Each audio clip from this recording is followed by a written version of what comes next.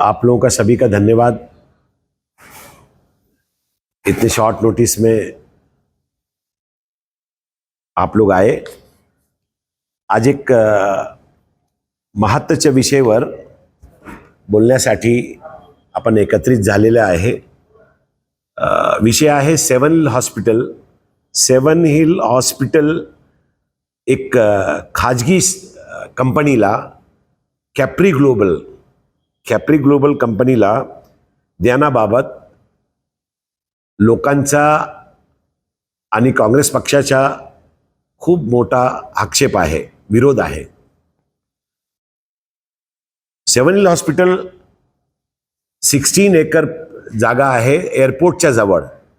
आज हे जागाची जवळजवळ जे प्राइस आहे, किंमत आहे 5,000 to 7,000 करोड रुपीज। आणि 5,000 to 7,000 करोड रुपीज मध्ये जे हॉस्पिटल आहे, या हॉस्पिटलचा करार 2005 मध्ये सेवन हिल हॉस्पिटल, BMC आणि सोमा एंटरप्राइजेस हे 3 लोकांच्या बीच ट्राय पार्टी एग्रीमेंट झालेला होता।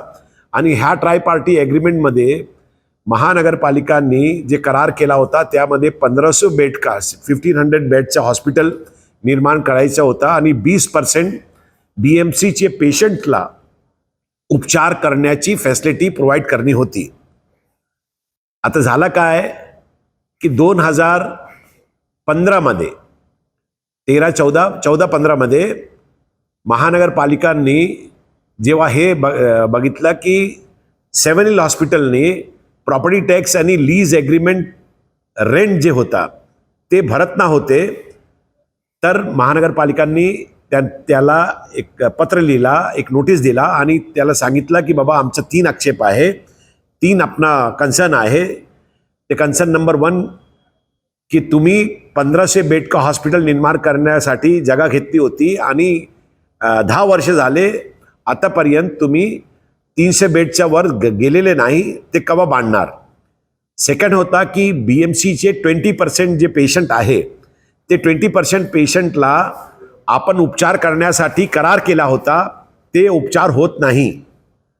आणि थर्ड नंबर होता की महानगरपालिकाचे जे ड्यूज आहे, म्हणजे प्रॉपर्टी टॅक्सचे ड्यूज आणि रेंट लीज एग्रीमेंट रेंटचे ड्यूज, ते 2005 पासून तुम्ही भरत नाही आहे, त्यामुळे तुमचा करार काय ना रद्द केलेला जाईल, असं त्यांचा म्हणणं होता। त्याच्यानंतर ते विसरले आणि 2018 मध्ये त्यांनी नोटीस काढली की बाबा आता तुम्ही हे जागा आम्हाला परत द्यावी। आणि त्याच्यानंतर सेवन हिल हॉस्पिटल NCLT मध्ये गेला।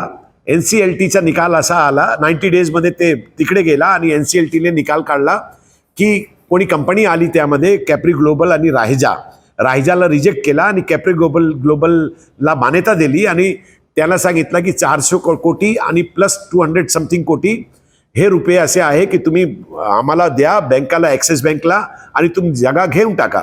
त्याच्यानंतर महानगरपालिकांना जर कळलं हे तर ते सुप्रीम कोर्टमध्ये गेली आणि सुप्रीम कोर्टमध्ये जाऊन त्यांनी असं म्हणला की बाबा ही जागा आमची आहे आणि या जागामध्ये NCLTचा काय अंमलदखल होण्याची शक्यता नाही, ते कसं आले।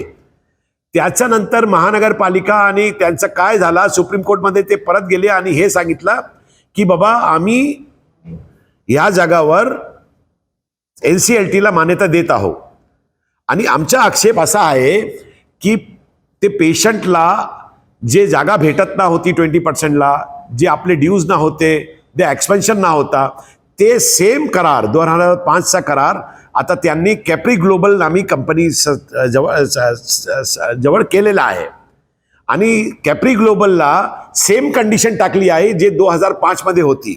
2005ची जे कंडिशन होती ते विफल झालेली आहे। त्यापर्यंत त्यांनी काय पैसे भरले नाही, त्यापर्यंत त्यांनी लोकांना घेतलं नाही, म्हणजे पेशंटला काय उपचार दिला नाही। आणि त्याच्यानंतर पण एक करार कंटिन्यू झाली। आता 60 वर्षासाठी, गेले 25 वर्ष आणि पुढचे समोरचे 35 वर्ष यासाठीचे करार झालेली आहे। या करारमध्ये महानगरपालिकांनी सेम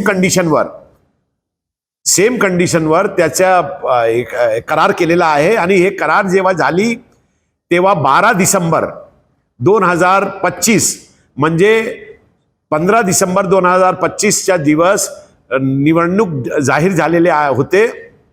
आचारसंहिता लागण्याचा वेळ होता, दिवस होता.